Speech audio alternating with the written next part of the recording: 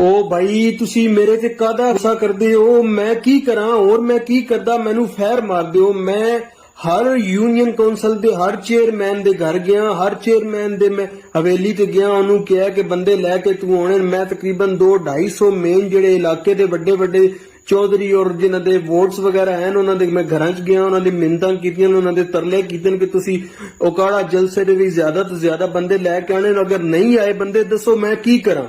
हुण मरियम साहिबा भी मेरा फोन ब्लॉक कर दिता है, हमजा शबाज साहब वखरे हो मेरे ते गुस्सा ने। दसो मैं की करा, तुसी सारे ग्रुप वाले वखरे मेरे ते गुस्सा होए हो।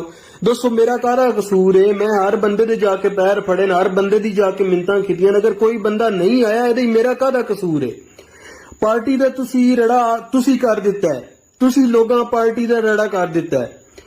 ए मरियम नवाज पार्टी दा रड़ा कर दिता है। दसो असीं हुण किदे जाइए। हर बंदे